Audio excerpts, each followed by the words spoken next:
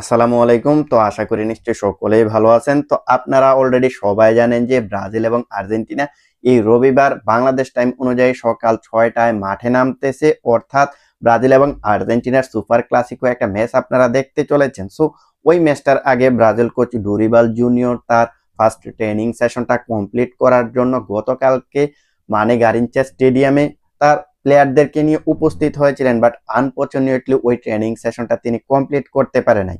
রিজনটা হচ্ছে যেই মাঠে তারা ট্রেনিং সেশনটা কমপ্লিট করবে ওই মাঠে একজন কর্মীর ইলেকট্রিসিটি শকের কারণে মৃত্যু হয়েছে, যার কারণে ব্রাজিলিয়ান প্লেয়ারদের নিরাপত্তার কারণে তারা কিন্তু ট্রেনিং সেশনটা বাতিল করে দিয়েছে বললেই চলে। সো এটা হচ্ছে সর্বশেষ আপডেট। এখন আমরা আসি ব্রাজিলের একাদশের দিকে। আপনারা অনেকেই কমেন্ট সেকশনে জানতে চেয়েছিলেন ব্রাজিলের একাদশটা কেমন হবে অথবা ব্রাজিলের একাদশটা কেমন হওয়া উচিত। তো আজকের ভিডিওতে আমরা ওই বিষয়টা নিয়ে কথা বলবো। দেখুন, ব্রাজিলের বর্তমানে যে প্লেয়ার গুলা ইনজুরি জনিত এবং কার্ডজনিত সমস্যার কারণে ছিটকে গেছে, দল থেকে বাদ হয়ে গেছে, তাদের পরিবর্তে যে প্লেয়ার গুলা এসেছে তাদেরকে নিয়ে কিন্তু মোটামুটি ব্রাজিলের একাদশটা হবে। সো গত ম্যাচটাতে আমরা যেমন ধরনের একাদশ দেখেছি, আর্জেন্টিনার বিপক্ষে সম্পূর্ণ ভিন্ন একটা একাদশ দেখবো। যেমন গোলকিপারে তাদের পরিবর্তন আসবে, ডিফেন্স লাইনে পরিবর্তন আসে, মিডফিল্ডে পরিবর্তন আসবে। সো কোন কোন জায়গাগুলোতে পরিবর্তন আসতে পারে সেই বিষয়টা এখন আপনাদের সাথে ক্লিয়ার করার ট্রাই করি। প্রথমত আমরা যদি গোলকিপারের কথা বলি তাহলে ইনজুরির কারণে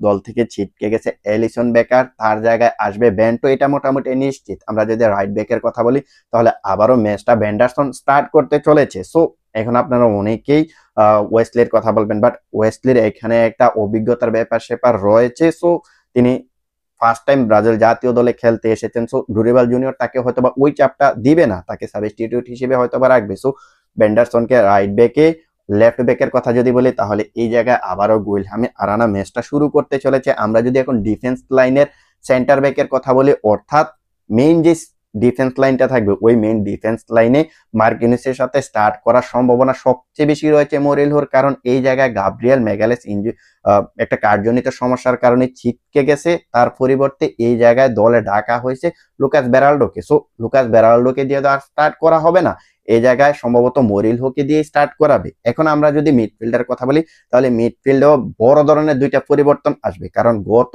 ম্যাচটাতে আমরা দেখছি যে বুনো গুইমারেস এবং গার্সন স্টার্টিং 11-এ ছিলেন, তারা ম্যাচটা স্টার্ট করেছেন। এই দুটা প্লেয়ারই কিন্তু এখন দলে নাই।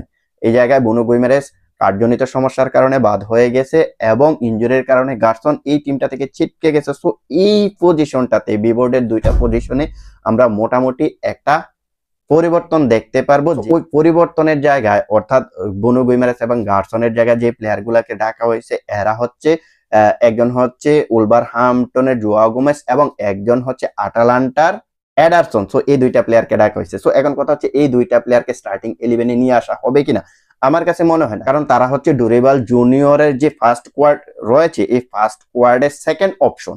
অর্থাৎ তিনি যে স্কোয়াডটা প্রথমত ঘোষণা করেছিলেন ওই স্কোয়াডে যে প্লেয়ার গুলা থাকবে তাদেরকে দিয়ে হয়তোবা স্টার্টিং 11টা শুরু করবে এবং পরবর্তীতে স্কোয়াডের বাইরে অর্থাৎ ওই 52 সদস্যের যে স্কোয়াডটা ছিল ওই স্কোয়াড থেকে যে প্লেয়ার গুলাকে ইনক্লুড করা হয়েছে সম্ভবত তাদেরকে দিয়ে সাবস্টিটিউটের প্ল্যানটা করবে। তো এটা হচ্ছে মোটামুটি আমার কাছে ধারণা। সো ওই হিসেব যদি করি তাহলে দেখতে পারবো যে এই জায়গায় বুনো গুইমারেসের জায়গায় আন্দ্রে শুরু করবে, যিনি কিনা উলভারহ্যাম্পটনের প্লেয়ার। সো দ্বিতীয় যে প্লেয়ারটা এই জায়গায় যে খেলতে পারে সেটা হতে পারে জুলিংটন, কারণ জুলিংটনও কিন্তু ব্রাজিল কোচ ডুরিবাল জুনিয়রের ফার্স্ট প্রায়োরিটি ছিল। বাট আমি এই জায়গায় সাজেস্ট করবো যে জুলিংটনের জায়গায় এই জায়গায় এডারসনকে একটা সুযোগ দেওয়া উচিত বলে আমার কাছে মনে হয়, কারণ জুলিংটন গত ম্যাচটাতে যে একটা মিস্টেক করছে, ব্রাজিলকে যে পরিমাণ প্রেসারে ফেলে দিয়েছে, পাসিং ফুটবলে যেভাবে অদক্ষতা দেখাইছে, যেভাবে বলটা ক্লিয়ার করতে পারে নাই, যেখান থেকে পরবর্তীতে ব্রাজিল গোল কনসিড করছে, ওই হিসেব করলে এই জায়গায় হয়তোবা কোচ ডুরিবাল জুনিয়র তাকে ড্রপ করে দিতেও পারে, এই জায়গায় এডারসনকে দিয়ে হয়তোবা স্টার্ট করাইতে পারে। আমার কাছে মনে হইতেছে এই জায়গায় এডারসনকে দিয়ে স্টার্ট করানো উচিত।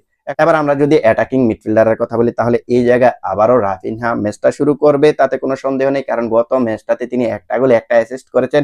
কি পরিমাণ কি লেভেলের ফর্মে আছে সেটা তো আপনারা মোটামুটি সবাই জানেন। এখন আমরা যদি রাইট উইং এর কথা বলি তাহলে রাইট উইং এ রদ্রিগো, লেফট উইং এ এই জায়গায় ভিনিসিয়াস জুনিয়র, এই দুইটা প্লেয়ার মোটামুটি রাইট উইং এবং লেফট উইং এ ফিক্সড। এবার আমরা আসি সেন্টার ফরওয়ার্ডের দিকে। দেখুন সেন্টার ফরওয়ার্ডে গত ম্যাচটা কে স্টার্ট করেছে জোয়াও পেদ্রো, যাকে কম্পেটেবল মনে হয় নাই ভাই।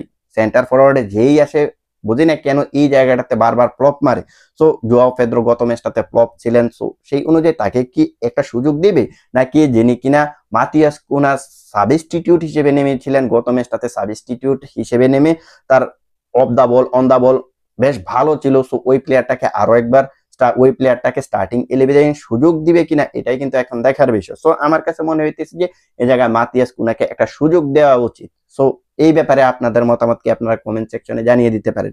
তো এটা হচ্ছে ব্রাজিলের মোটামুটি পরবর্তী ম্যাচটার জন্য স্টার্টিং 11। আমার কাছে অন্তত পক্ষে মনে হইতেছে এমনটাই হইতে পারে ব্রাজিলের আর্জেন্টিনার বিপক্ষে তাদের লাইন আপ। তো সেই বিষয়টা আপনারা কেমন ভাবে দেখতেছেন, এই স্কোয়াডটা নিয়ে ব্রাজিল কোচ ডুরিবাল জুনিয়র মাঠে নামবে কি নামবে না সেটা আপনারা কমেন্ট সেকশনে জানিয়ে দিতে পারেন। তো আজকের ভিডিওটা এখানে শেষ করবো, দেখা হবে অন্য কোনো এক ভিডিওতে।